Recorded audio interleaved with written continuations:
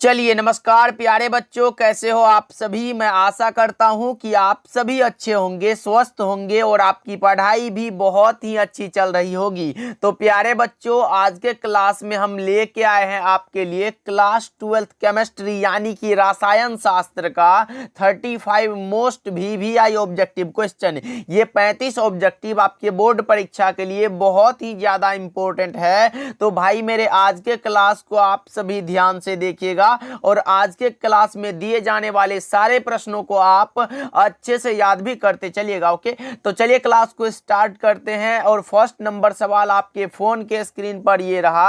आप आंसर को chat section में लगाते चलिएगा, जिससे कि आपको पता चल सके कि इस 35 ऑब्जेक्टिव में आपको पहले से कितना याद है। देखिए पहला नंबर सवाल क्या करा है, निम्नलिखित में कौन सबसे कम क्वथनांक वाली गैस है। अब बताओ आप सभी, बहुत ही आसान सा और बहुत ही इंपॉर्टेंट क्वेश्चन आपके सामने है। लगाओ करेक्ट आंसर क्या होगा। निम्नलिखित में कौन सबसे कम क्वथनांक वाली गैस है, हाइड्रोजन, हीलियम, नाइट्रोजन या फिर आर्गन। तो 1 का जो करेक्ट आंसर हो जाएगा वो हो जाएगा हीलियम, जो कि ऑप्शन नंबर बी में दिया गया है, बिल्कुल करेक्ट आंसर है। और एक क्वेश्चन और भी पूछा गया तो जो कि बहुत ही आसान था कि हीलियम का संकेत क्या होता है, तो He होता है। आपको भी पता होगा, इसको याद रखना आप सभी। ओके, चलिए देखिए दूसरा नंबर सवाल को देखते हैं। ये रहा, घनाकार क्रिस्टल में ब्रेविस जालकों की संख्या कितनी होती है। घनाकार क्रिस्टल में पूछा गया भाई, तो बताओ आप सभी, क्यूबिक क्रिस्टल में ब्रेविस जालकों की संख्या कितनी होती है, तो 3 होती है, याद रखिएगा। अगर सिर्फ पूछे ब्रेविस जालकों की संख्या कितनी होती है तब आप 14 लगाना, लेकिन घनाकार क्रिस्टल जब भी बात हो तो उसमें 3 होता है, याद रखिएगा। और मूल क्रिस्टल तंत्रों की पूछे कितने होते हैं, तो वो 7 होते हैं। ओके, चलिए तीसरा नंबर सवाल देखिए, ये रहा आपके सामने। निम्नलिखित में कौन फेरो चुंबकीय पदार्थ है। फेरो चुंबकीय मतलब लौह चुंबकीय पूछा गया। निम्नलिखित में कौन सा है जो फेरो चुंबकीय पदार्थ है, बताएंगे आप सभी। 3 का करेक्ट आंसर क्या होगा, तो मैं बता दूं वो हो जाता है कौन सा, तो आयरन ऑक्साइड दिख रहा है। ऑप्शन बी बिल्कुल करेक्ट आंसर हो जाएगा, क्योंकि भाई यही तो है लौह चुंबकीय पदार्थ। ओके, याद रखना आप सभी। चलिए फोर्थ नंबर सवाल को देखिए, ये रहा। निम्नलिखित में कौन रंगीन होता है। रंगीन पूछा गया है, ना कि रंगहीन। एक पूछा जाता है रंगहीन और दूसरा ये रंगीन है। तो अब बताओ आप सभी, निम्नलिखित में कौन रंगीन है, तो वो हो जाता है NO2। कौन सा ऑप्शन में दिया गया, नाइट्रोजन डाइऑक्साइड। ऑप्शन बी में दिया गया, राइट आंसर है। 4 का B is the correct answer, याद रखिएगा आप सभी। ओके, चलिए देखिए पांचवा नंबर सवाल को देखिए, ये रहा आपके सामने। निम्नलिखित में किस प्रकार के दोष के कारण क्रिस्टल के घनत्व में कमी आती है। कमी मतलब होता है शॉर्ट हो जाना। बताओ आप सभी, किस दोष के कारण क्रिस्टल के घनत्व में कमी आती है। 5th का करेक्ट आंसर क्या होता है, घनत्व में कमी आने की, यानी कि शॉर्ट हो जाना बीच से, तो उसे हम लोग शॉर्ट की दोष कहते हैं, याद रखिएगा। ऑप्शन नंबर बी बिल्कुल करेक्ट आंसर हो जाएगा, याद रखना आप सभी। ओके, चलिए 6 नंबर सवाल को देखिए, ये रहा। निम्नलिखित में कौन सा क्रियाशील मूलक अल्कोहल में उपस्थित रहता है। ये क्रियाशील मूलक यानी कि फंक्शनल ग्रुप जो है बहुत सारे पूछे जाते हैं आपके परीक्षा में, तो याद रखना भाई, बहुत इंपॉर्टेंट होता है। अल्कोहल का OH होता है, ये एल्डिहाइड का ये कीटोन का है, और ये एमीन का है, याद रखिएगा। ऑप्शन नंबर कौन सा, तो अभी अल्कोहल का पूछा गया, ऑप्शन नंबर ए बिल्कुल करेक्ट आंसर हो जाएगा। ROH होता है, जो कि R जो होता है ये एल्काइल ग्रुप होता है, इसको भी आप याद रखिएगा। ओके, चलिए 7 नंबर सवाल देखिए, ये रहा आपके सामने। वैसा घोल जो एक निश्चित ताप पर संयोजन में बिना किसी प्रकार के परिवर्तन के उबलता है, उसे हम लोग क्या बोलते हैं, बताएंगे। 7 का करेक्ट आंसर क्या होगा, तो उसे हम लोग बोलते हैं एज़ोट्रोपिक मिश्रण। ऑप्शन ए सही जवाब है, याद रखिएगा आप सभी। चलिए 8 नंबर सवाल को देखिए, विलयन के अनुसंख्यक गुणधर्म का उदाहरण है। बताओ आप सभी, क्वालिटेटिव प्रॉपर्टीज का एग्जांपल पूछा गया है, तो विलयन का अनुसंख्यक गुणधर्म वह है जो विलयन में उपस्थित विलय के कणों की संख्या पर निर्भर करता है, ना कि कणों के आकार या प्रकृति पर। तो मैं बता दूं, विलयन के अनुसंख्यक गुणधर्म मात्र 4 होते हैं। क्वथनांक का उन्नयन, हिमांक का अवनमन, प्रसरणी दाब और वाष्प दाब का आपेक्षिक अवनमन। इसको छोड़ के जो भी ऑप्शन में मिले वो अनुसंख्यक गुणधर्म नहीं है, घनत्व नहीं है, द्रव्यमान भी नहीं है और ताप भी नहीं है, क्वथनांक का उन्नयन है। इसीलिए ऑप्शन सी बिल्कुल करेक्ट आंसर हो जाएगा, क्योंकि पूछा गया अनुसंख्यक गुणधर्म, इसीलिए ऑप्शन सी बिल्कुल करेक्ट आंसर है। ओके, चलिए 8 नंबर सवाल देखिए, प्राकृतिक रबर निम्नलिखित में किसका बहुलक है। प्राकृतिक रबर जो होता है वो निम्नलिखित में किसका बहुलक होता है, तो वो हो जाता है आइसोप्रीन का। ऑप्शन सी सही जवाब है। 9 का सी इज द करेक्ट आंसर। चलिए 10 नंबर सवाल देखिए, निम्नलिखित में कौन अर्धपारगम्य झिल्ली से निकल पाते हैं? परासरण की क्रिया में जो होता है वो अर्धपारगम्य झिल्ली को पार करके कौन निकल जाते हैं, ये पूछा गया आप सभी से। तो वो विलायक के अणु, कौन सा ऑप्शन में दिया गया? तो ऑप्शन ए में दिया गया, बिल्कुल करेक्ट आंसर हो जाएगा। विलायक के कण जो होते हैं वो अर्धपारगम्य झिल्ली को पार कर पाते हैं, याद रखिएगा आप सभी। ओके, चलिए 11 नंबर सवाल देखिए, ये रहा आपके सामने, क्रिस्टलीय तंत्र की कुल संख्या कितनी होती है? भाई ये क्वेश्चन तो बहुत ही इंपॉर्टेंट है, आपके बोर्ड एग्जाम में कई बार आ चुका है, एकदम लगातार पूछे जाते हैं, इसीलिए इसको अपने दिमाग में सेट कर लो, बहुत ही इंपॉर्टेंट है। ओके, चलिए देखिए क्या कह रहा है, क्रिस्टलीय तंत्र की कुल संख्या कितनी होती है? तो 7 होती है। ऑप्शन नंबर कौन सा? तो ऑप्शन ए बिल्कुल करेक्ट आंसर हो जाएगा, याद रखिएगा आप सभी। चलिए 12 नंबर सवाल देखिए, निम्नलिखित में कौन सहसंयोजक ठोस है? सहसंयोजक ठोस पूछा गया आप सभी से, कौन सा है? कोवेलेंट सॉलिड बताएंगे आप सभी। तो सहसंयोजक ठोस का जो एग्जांपल होता है वो हो जाता है हीरा होता है, क्वार्ज होता है। कौन सा ऑप्शन में दिया गया? तो ऑप्शन बी बिल्कुल करेक्ट आंसर हो जाएगा, याद रखना आप सभी। चलिए 13 नंबर सवाल देखिए क्या करा है, वो विलियन जो रॉल के नियम का पालन करता है, राउल्ट के नियम का पालन जो करे उसे हम लोग आइडियल सॉल्यूशन बोलते हैं, और जो नहीं करे उसे हम लोग अनआइडियल सॉल्यूशन बोलते हैं, याद रखिएगा। ऑप्शन नंबर ए बिल्कुल करेक्ट आंसर हो जाएगा। चलिए 14 नंबर सवाल देखिए, मोलरता बराबर कितना होता है? मोलरता बराबर फॉर्मूला क्या होता है? बताओ आप सभी, 14 का करेक्ट आंसर क्या होगा? तो मोलरता जो होता है वो m बराबर होता है n बटा में भी, ये फॉर्मूला है, याद रखिएगा। कौन सा ऑप्शन में दिया गया है?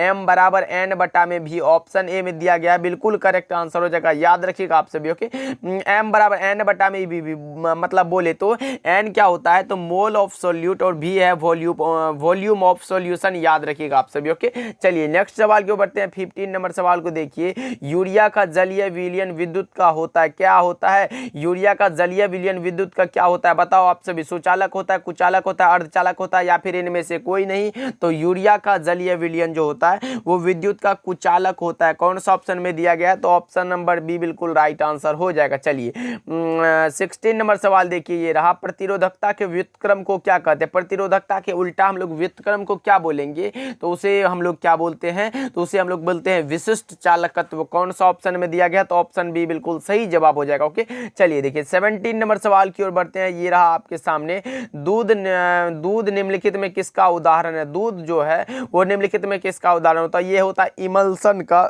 जिसको हम लोग हिंदी में पायस बोलते हैं। ऑप्शन डी बिल्कुल करेक्ट आंसर है। ओके, चलिए 18 नंबर सवाल देखिए, शीत कक्ष प्रक्रम में प्रयुक्त उत्प्रेरक होता है, ये जो होता है ये जो है ये सरफेस केमिस्ट्री चैप्टर से लिया गया, जो आपके फिजिकल केमिस्ट्री के 5वां चैप्टर्स हैं, जो कि लास्ट चैप्टर है फिजिकल केमिस्ट्री से। शीत कक्ष प्रक्रम में प्रयुक्त उत्प्रेरक जो होता है वो कौन सा होता है? तो ये होता है कौन सा? N2O होता है, यानी कि नाइट्रस ऑक्साइड होता है। कौन सा? ऑप्शन ए में दिया गया है, राइट आंसर हो जाएगा। चलिए 19 नंबर सवाल देखिए, निम्नलिखित में कौन सा हैलोजन प्रबलतम ऑक्सीकारक है?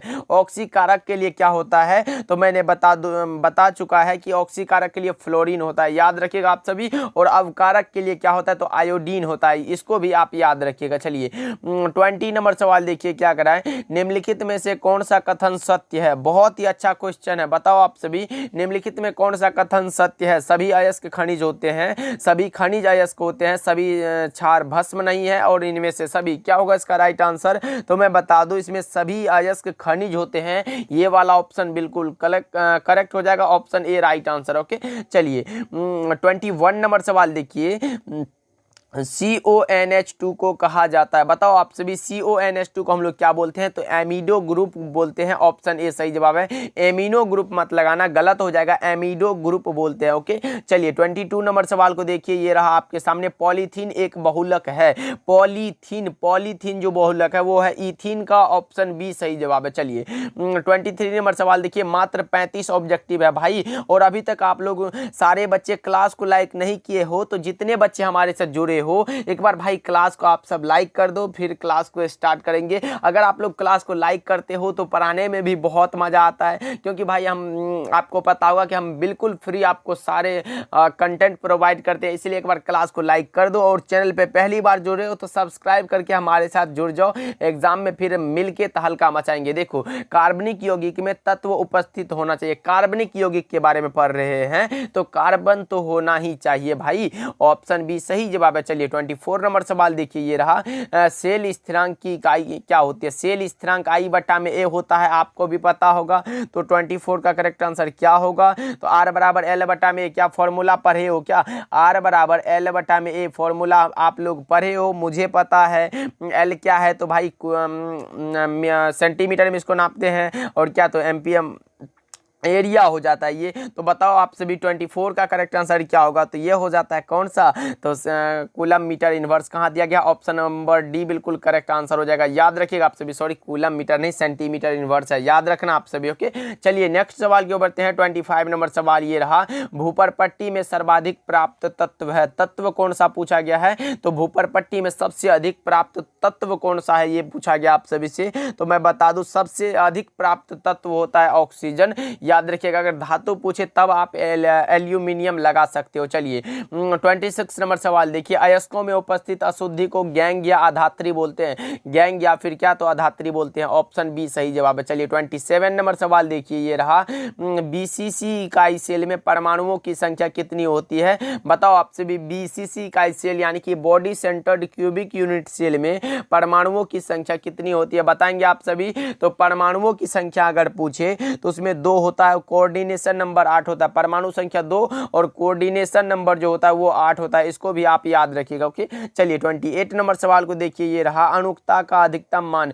अनुकता या फिर इसको अनुसंख्यता भी बोलते हैं, इसका अधिकतम मान 3 हो सकता है। ऑप्शन डी राइट आंसर हो जाएगा। चलिए 29 नंबर सवाल देखिए, वह गैस जो जल के ऊपर एकत्र नहीं की जा सकती है तो वो कौन सा होता है? तो वो हो जाता है हमारा कौन सा? तो SO2 यानी कि सल्फर डाइऑक्साइड। ऑप्शन नंबर कौन सा दिया गया? तो ऑप्शन डी बिल्कुल करेक्ट आंसर है। चलिए 30 नंबर सवाल देखिए, संकुलन कितने प्रकार के होते हैं? संकुलन जो होते हैं वो मात्र 3 प्रकार के होते हैं। ऑप्शन सी बिल्कुल सही जवाब है। चलिए 31 नंबर सवाल को देखिए, ईथेन में कार्बन का संकरण क्या होता है? Hybridisation of ethane in carbon. बताओ आप सभी राइट आंसर क्या होगा 31 का? तो यह हो जाएगा कौन सा? तो sp3 होता है। ऑप्शन ए राइट आंसर हो जाएगा, याद रखना आप सभी। चलिए 32 नंबर सवाल देखिए, फिनॉल के नाइट्रेशन से अंतिम उत्पाद क्या बनता है? फिनॉल के नाइट्रेशन से अंतिम उत्पाद जो बनता है वो क्या बनता है? तो बताओ। तो ये बनता है पिक्रिक एसिड, जिसका कि फॉर्मूला होता है C6H3N3O7।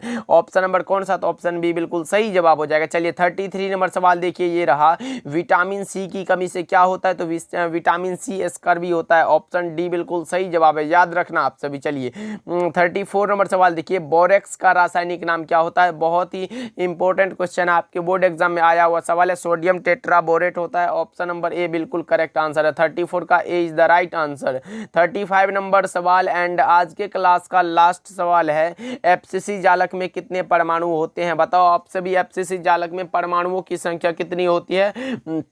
पहले तो मैं बता दूं, face centred cubic unit cell होता है एफसीसी का पूरा नाम। तो बताओ आप सभी कि एफसीसी में परमाणुओं की संख्या 4 होती है, आपको भी पता होगा। 35 का डी बिल्कुल करेक्ट आंसर हो जाएगा। और कोऑर्डिनेशन नंबर पूछे, कोऑर्डिनेशन नंबर 12 होता है, इसको भी आप याद रख लेना। ओके तो चलिए अब आप कमेंट करके बताओ कि आज का क्लास आपको कैसा लगा, और इस 35 ऑब्जेक्टिव में आप सही कितना कर पाए ये भी कमेंट करके बताना। और जितने भी बच्चे क्लास को लाइक नहीं किए हैं कर दीजिएगा, और चैनल पर पहली बार जुड़ रहे हो हमारे साथ जुड़ जाओ, सब्सक्राइब करके जुड़ जाना हमारे साथ। ओके जी, मिलते हैं अगले क्लास में।